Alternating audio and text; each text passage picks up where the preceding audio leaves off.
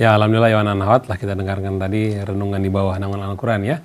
Sekarang kita masuk ke pertanyaan. Assalamualaikum Ustaz Husin. Waalaikumsalam warahmatullahi Mohon wabarakatuh. tanggapannya, Islam kan rahmatan lil alamin. Islam kan mengatur semua aspek kehidupan, sosial, budaya, politik, dan lain-lain. Tapi kenapa ketika Islam berdakwah, menerangkan politik, kenapa kok orang Islam sendiri yang melarang? Wah, ceramahnya sudah berpolitik, kampanye nih. Dari Bapak Subroto di Semarang. Bismillahirrahmanirrahim. Rabbana zidna ilman wa alhiqna bis salihin. Ucapan seseorang, begitu pula sikapnya, demikian pula pandangan hidupnya. Semua kembali kepada pemahamannya. Nah, selama ini umat Islam kurang mendapatkan perhatian dari para ulamanya, di mana Islam yang diterangkan kepada masyarakat hanya Islam sebatas ritual. Salat, puasa, haji, berwudu, seremonial. Ini yang diajarkan oleh para ulama kita. Oleh karena itu, kajian-kajian mengenai ilmu keislaman, kita perhatikan di mana-mana tempat berakhir sampai bab, dari mulai bab toharoh, masuk dalam sholat, masuk dalam puasa, zakat juga tidak meluas, tidak mencakup seluruh harta, kemudian sampai haji selesai. Jadi kita saksikan kajian-kajian yang berhubungan dengan apa yang disampaikan Pak Subroto tadi. Dari mulai kehidupan pribadi kita, bermasyarakat sosial kita, budaya kita, berbangsa, bernegara, hampir dikatakan ini bukan merupakan hal yang dikaji dan digarap oleh apa? Oleh para ulama. Sesuai dengan anjuran dari Senok Hurgeranya. Jadi guru besar dalam bidang inilah Senok Hurgeranya, Mandervlas, dan lain-lainnya.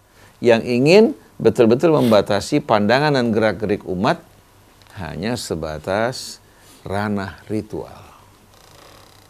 Padahal Allah memerintahkan kita sholat, memerintahkan kita berpuasa, memerintahkan kita untuk berinfak bukan karena kebutuhan Allah, atau bukan karena Allah ingin kita membantu Allah Subhanahu wa ta'ala dalam menyantuni hambanya. Sholat kita tidak akan menambah kemuliaan Allah, begitu pula puasa kita maupun haji kita. Tapi semua ini merupakan wasilah tarbiyah, wasilah untuk mendidik, mensucikan, dan memperbaiki jiwa kita semua, agar kita dapat menjadi orang-orang yang bertakwa, yang mempunyai kendali diri, hingga tidak melakukan perbuatan-perbuatan yang dapat menimbulkan kerusakan bagi diri kita, keluarga kita, masyarakat kita, maupun bangsa dan negeri kita. Tapi seandainya masyarakat tahu bahwasannya Islam itu merupakan agama yang mencakup seluruh aspek kehidupan dan seluruhnya rahmat bagi mereka-mereka yang beriman. Dan Islam dasarnya adalah menyerahkan loyalitas kita kepada Allah, Tuhan yang menciptakan kita, pemerintah yang memerintah di alam raya, yang telah mengutus Rasulnya menurunkan kitabnya untuk kita jadikan pedoman hidup untuk mencakup seluruh aspek kehidupan kita. Seluruh kehidupan kita diatur dan dibimbing, dituntun oleh Allah Subhanahu wa ta'ala. Tapi karena pemahaman kita yang dangkal, pemahaman kita yang sempit, pemahaman kita yang sepotong-sepotong mengenai Islam, akhirnya kesan orang agama itu hanya sholat. Oleh karena itu mengangkat seorang pemimpin, di mata mereka bukan apa? Bukan agama. Ketika kita mengajak orang untuk memilih pemimpin yang beriman, padahal nas-nas Quran begitu banyak, tapi karena nasnya jarang dibaca di tengah masyarakat, akhirnya seorang tokoh bahkan dari Departemen Agama, dia mengatakan, kita kan bukan mengangkat seorang imam sholat, kita bukan makmum di belakangnya. Ini hanya berkaitan dengan birokrasi. Kita melihat orang-orang yang profesional.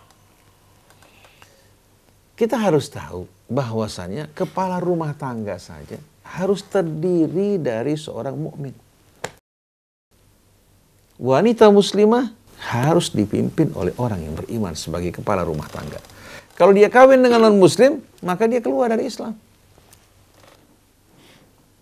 Seorang wanita ingin menikah, ayahnya seorang non-muslim yang tidak beriman, si ayah tidak dapat menjadi wali anaknya. Karena apa? Karena hubungan wilayah ini dasarnya adalah iman. Wal mu'minun wal mu'minat ba'duhum awliya'u ba'din. Ikatan kita ini bukan sebatas nasab, hubungan biologis, ya. Bukan karena dalam ras, bukan juga atas dasar status, tapi ikatan dan wala di antara kita adalah wala yang terjalin dalam keimanan kepada Allah Subhanahu wa taala. Oleh karena itu, ajaran Islam ini yang dasarnya, pokoknya adalah berserah diri kepada Allah, menyerahkan loyalitas kita kepadanya, kemudian kepada Rasulnya sebagai Rasul yang diutus oleh Allah. Yang ketiga adalah orang-orang yang beriman sebagai mitra perjuangan kita yang mempunyai visi misi yang sama. Oleh karena itu, untuk mengatur kehidupan kita, masyarakat kita, kota kita, negeri kita, tidak mungkin kita akan memilih orang yang tidak beriman untuk mengatur kehidupan kita.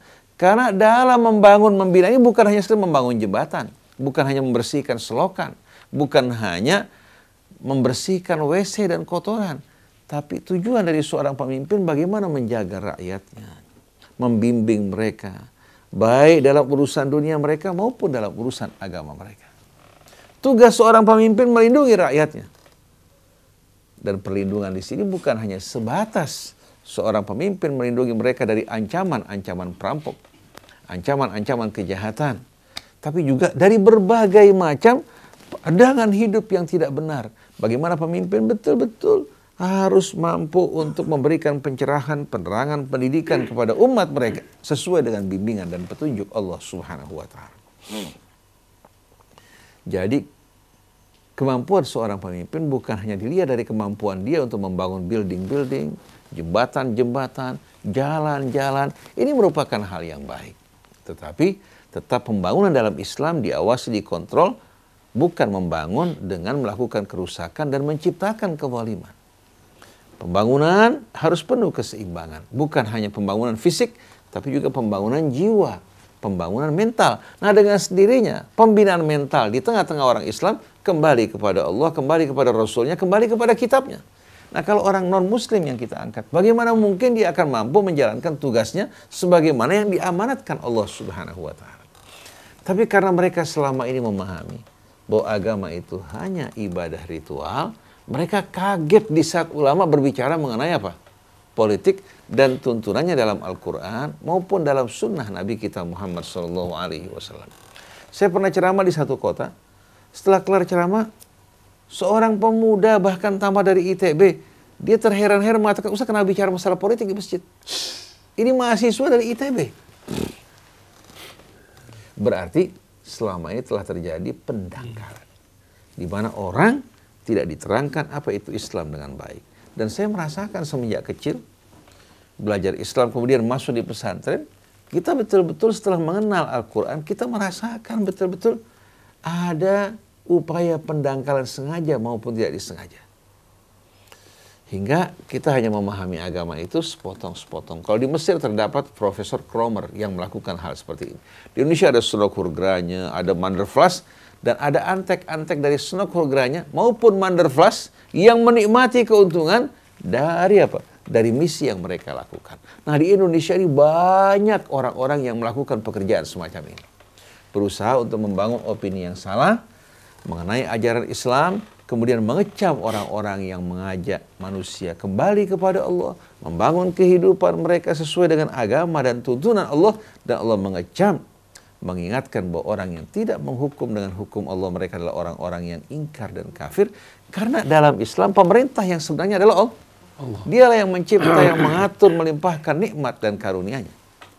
Oleh karena itu ketaatan kita pada Allah harus diutamakan melebihi ketaatan kita kepada presiden, kepada pembantu-bantunya, kepada juga wakil rakyatnya.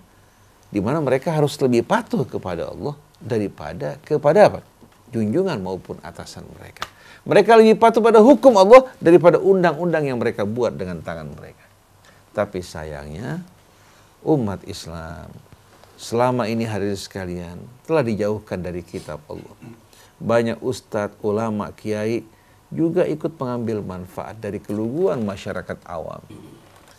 Akibatnya, walaupun kita mayoritas, tapi kekuatan kita betul-betul amat minim dan tak berarti. Wallahu a'lam. Baik, selanjutnya dari Umar di Depok Auria. Assalamualaikum Ustaz Husein. Waalaikumsalam. Saya ingin bertanya, apa maksud tidak ada ketakutan bagi orang-orang yang bertakwa? Amirul Mukminin Ali bin Abi Thalib alaihi salatu wassalam berkata, "Man i'tamada ala aqlihi dhal." Orang kalau bergantung pada akalnya aja dia bakal tersesat. Wa man i'tamada ala malihi qal, yang bergantung pada hartanya, walaupun kaya dia akan selalu mengeluhkan kekurangan. Wa man i'tamada ala jahi dzal, orang yang bergantung pada kekuasaan, kepada pengaruh, dia akan terkapar dalam kehinaan. Tapi wa man i'tamada 'ala Allahi fala dhalla wala qalla wala dzal, orang yang bersandar pada Allah, dia tidak akan tersesat, tidak akan kurang hidupnya dan tidak akan terhina. Orang di saat bersandar kepada Allah, berserah diri kepadanya, maka Allah akan turun tangan melindungi dia, menyelesaikan urusan-urusannya. Hingga Allah berfirman, "Innal ladzina qalu rabbunallah tsumma istaqamu fala khaufun 'alaihim wa lahum yahzanun." Sesungguhnya orang-orang yang berkata, "Tuhan kami Allah." Dan ini bukan hanya ucapan, tapi mereka istiqamah dalam prinsip tersebut. Fala khaufun 'alaihim wa lahum yahzanun. Mereka tidak akan mengalami ketakutan dan kesedihan. Masa Allah melindungi seorang hamba, membantunya, mendukungnya, lalu orang lain dapat mengganggu orang-orang yang dilindungi oleh Allah Subhanahu wa taala. Seperti ucapan Rasulullah kepada Abu Bakar di Gua Hira. Ketika Abu Bakar mengatakan, "Ya Rasulullah, kalau mereka nunduk saja, melihat ke bawah, mereka akan melihat kita ya Rasulullah." Dijawab oleh Rasulullah, "Ara'aita ya Abu Bakrin birajulain thalithuhum Allah." Bagaimana pendapat kamu wahai Abu Bakar dengan dua laki-laki, yang ketiga adalah Allah Subhanahu wa taala. Jadi kebersamaan kita dengan Allah, ketakwaan kita kepada Allah yang akan meneguhkan keimanan dan keyakinan kita hingga kita tidak gentar menghadapi ancaman musuh bagaimanapun besarnya. Kalau kita hidup mulia, kalau mati syahid. Dua-duanya merupakan apa yang didambakan oleh orang-orang yang beriman. Wallahu a'lam. Satu lagi. Assalamualaikum Ustaz Husein. Waalaikumsalam. Kenapa jumlah rakaat di dalam sholat 5 waktu tidak ada perbedaan? Padahal itu adanya di hadis bukan di Quran. Tidak adanya? Tidak ada perbedaan jumlah. Subuh 2 rakaat, zuhur 4 rakaat, tidak ada perbedaan. Padahal itu ada yang di hadis bukan di Quran. Kan 2 sama 4 beda dong? Bukan, tidak ada perbedaan, maksudnya semua aliran sama gitu. Mau Muhammadiyah, mau NU, mau apa, semuanya sama. Iya. Jadi bicara mengenai hukum syariat yang datang dari Allah Subhanahu wa taala dalam kitabnya atau melalui sunnah amaliyah. Sunnah Amaliyah. Sunnah itu ada dua, qauliyah sama amaliyah. Qauliyah itu merupakan ucapan, ya. Kalau amaliyah yang kembali kepada hal-hal yang sifatnya praktis. Apa yang diajarkan Allah dalam kitabnya secara jelas, gamblang. Kemudian diriwayatkan Nabi, ya, diriwayatkan dari Nabi kita Muhammad SAW secara mutawatir. Bukan 1-2 orang, tapi generasi meriwayatkan kepada generasi berikutnya. Nah, kita jumpai dalam sholat kita, sebahagian besar merupakan rukun-rukun yang disepakati. Rukun-rukun yang disepakati. Bukan hanya mereka bersepakat dalam jumlah rakaatnya. Baik 2, 4, kemudian 3, 4, mereka juga, ya, bukan hanya apa yang disepakati oleh mereka dalam hal ini, tapi apa? Tapi juga berkaitan dengan rukun-rukun sholat. Perhatikan coba, rukun wudu, rukun sholat. Sama semua. Rukun wudu kan disepakati. Dari mulai basah, wajah, kaki, kemudian kepala dan kedua kaki. Di wajah, tangan, kemudian rambut, dan kedua telapak kaki. Kedua kaki kita. Kemudian berkaitan dengan rukun sholat. Rukun-rukun sholat disepakati di antara para ulama dan para a'immah. Adapun kalau ada perbedaan, paling hal-hal yang berhubungan dengan kunut, dibaca tidak membatalkan sholat, ditinggalkan juga tidak membatalkan sholat. Meletakkan tangan di sini, atau meluruskan tangan. Kita lihat yang berbeda ini kembali kepada apa? Kembali kepada fikih yang bersumber dari riwayat-riwayat yang tidak pasti atau riwayat ahad. Tapi yang disepakati merupakan ketentuan syariat, baik yang langsung ditangani oleh Allah maupun yang diriwayatkan dari Nabi kita secara mutawatir, di mana yang meriwayatkan bukan 1-2 orang, tapi generasi meriwayatkan dari generasi sebelumnya. Oleh karena itu, mana yang lebih gampang, Mas Krisna? Kita belajar teori membuat roti melalui buku, apa orang langsung ngajarin kita? Langsung ngajarin kita. Begitu juga Nabi dalam mengajarkan sholat, tidak pakai buku. Nabi mengatakan, "Shallu kama ra'aitumuni usolli." Lihat saya sholat nih. Diikuti oleh para sahabat. Dan sahabat yang menyaksikan Nabi sholat jumlahnya cukup besar. Oleh karena itu, seharusnya sholat itu disepakati syarat maupun rukun-rukunnya. Nah, kalau ada perbedaan, menunjukkan bahwa ini sebetulnya bukan hal yang disinggung oleh Nabi kita Muhammad SAW. Jadi dalam prinsip syariat, ya, demikian pula pada apa-apa yang diriwayatkan secara mutawatir, di mana yang meriwayatkan bukan lagi 2-3 orang, generasi meriwayatkan dari sebelumnya, tidak heran kalau tidak ada perbedaan. Tidak heran kalau tidak terjadi perbedaan. Karena itu memang merupakan hal yang kembali kepada nilai-nilai dan prinsip-prinsip yang memang harus jelas dan gamblang hingga dapat menjadi alasan bagi Allah Subhanahu wa Ta'ala kalau manusia mengabaikan. Jadi kebanyakan yang berbeda bertentangan saat ini yang bersumber dari hadis-hadis ahad yang diriwayatkan oleh 1-2 orang. Adapun yang diterangkan Quran dengan jelas, yang diterangkan oleh hadis-hadis mutawatir, tidak ada perbedaan. Tinggal nanti dalam urusan-urusan yang menyangkut kehidupan kita yang lebih luas, Allah berikan kita akal untuk berpikir, ajak kita untuk bermusyawarah. Jangan kita memonopoli kekuasaan, tidak mau mendengarkan nasihat-nasihat yang disampaikan oleh orang-orang yang ahli dalam bidang. Mengembangkan pertanian, panggil sarjana-sarjana pertanian. Mengembangkan peternakan, panggil sarjana-sarjana yang menguasai ternak. Kemudian dokter-dokter yang merawat, betul tidak? Jadi setiap bidang serahkan pada ahlinya.